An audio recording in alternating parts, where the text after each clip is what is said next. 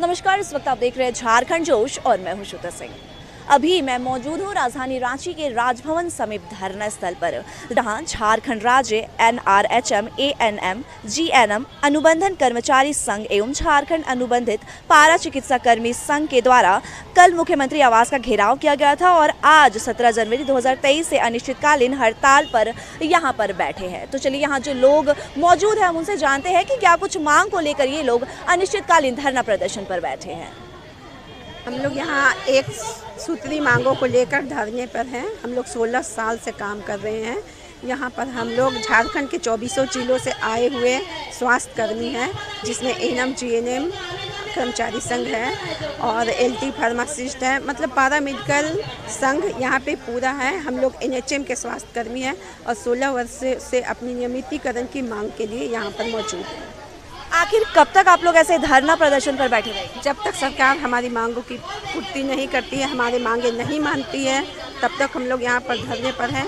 क्योंकि सरकार ने हमें ये वादा किया था, जब 2019 में चुनाव में उन्होंने ये वादा किया था सोहराई भवन में कि वो 3 महीने के अंदर हम लोगों को परमानेंट कर देंगे। लेकिन 3 महीने तो क्या, 3 वर्ष पूरे बीत चुके हैं, लेकिन सरकार अभी इस और कुछ सोच भी नहीं रही है। इसलिए हम लोग यहाँ पर धरने पर हैं। हम लोग अपने हक की लड़ाई के लिए यहाँ धरने पर बैठे हैं।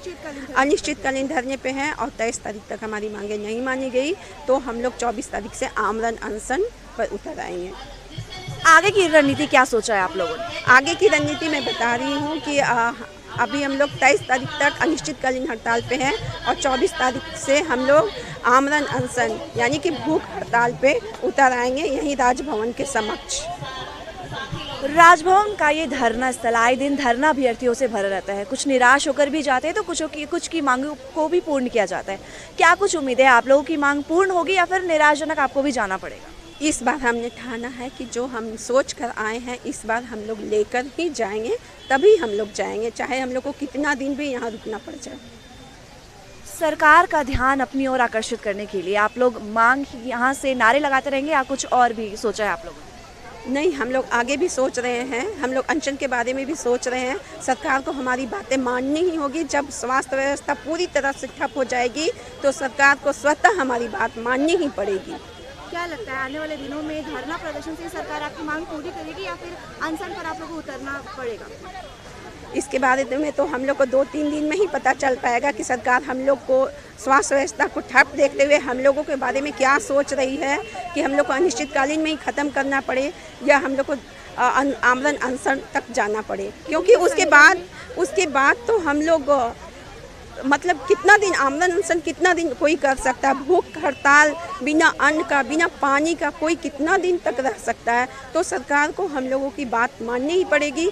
मैं आपके माध्यम से, मैं मीडिया के माध्यम से सरकार तक अपनी बातों को पहुंचाना चाहती हूं। मैं उनसे अपील करती हूं, मैं उनसे गुजारिश करती हूं कि वो इतने दिन हो गए सर, 16 साल में हमने 16,000 की नौकरी में इतना दिन गुजार दिए, कैसे अब हमारा भरण पोषण होगा? इसलिए हम लोग के ऊपर ध्यान दिया जाए और हमारा नियमितीकरण जितनी जल्द से जल्द किया जाए। कितनी की संख्या में आप लोग धरना प्रदर्शन कर रहे हैं? हम लोग 12,500 कर्मी हैं, 12,500 NRHM कर्मी हैं और जिसमें से हमारी 7,000 हमारी बहनें हैं और बाकी पारा मेडिकल कर्मी यहाँ पर हैं। आपका परिचय? वीना कुमारी, प्रदेश महासचिव झारखंड राज्य NRHM ANM GNM अनुबंधित कर्मचारी संघ। देखिए, अगर सरकार ये सोच रही है कि हम हाथ पर हाथ धरे यहाँ पर बैठे रहेंगे तो ये उनकी गलती है। इसका प्रमाण आपको मैं देता हूँ कि कल प्रशासन हमें भटका कर मुख्यमंत्री कार्यालय के बदले राजभवन के आके लटका दिया। उसके बाद का नज़ारा क्या होगा पूरा झारखंड ने देखा होगा। आज स्वास्थ्यकर्मी कहीं चुप नहीं है, अपना जीवन या कहा जाए जवानी दिए आपको तो बुढ़ापा देंगे बाप को नहीं मालिक, जवानी आपको दिए हैं, सेवा जनता को किए हैं, तो अपना हक के लिए हम खड़े हैं।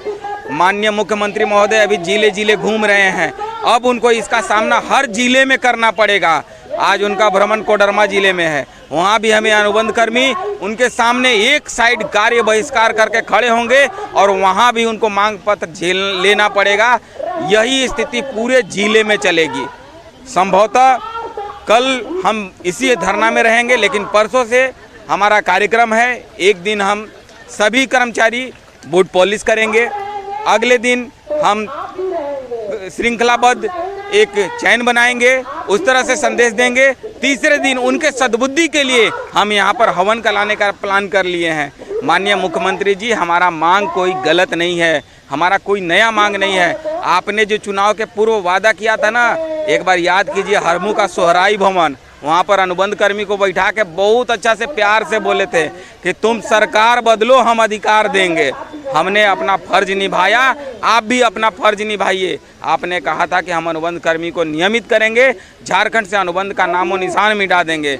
माननीय महोदय, 1 साल कोरोना काल के नाम पर बिता दिए, 1 साल नियुक्ति वर्ष के नाम पर बिता दिए, 1 साल उपलब्धि गिनाने में बिता दिए। इस साल अनुबंध कर्मी इसी तरह आंदोलन से बिता देंगे यदि आप हमारी मांगों को नहीं सुनेंगे तो।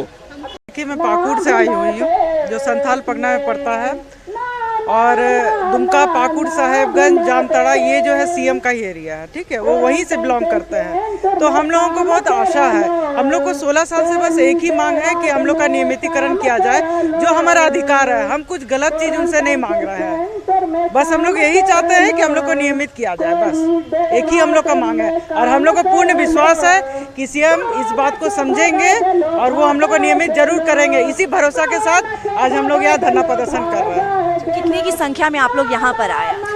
हम लोग करीब कम से कम 6 से 7 हज़ार की संख्या में यहाँ पर उपस्थित हैं।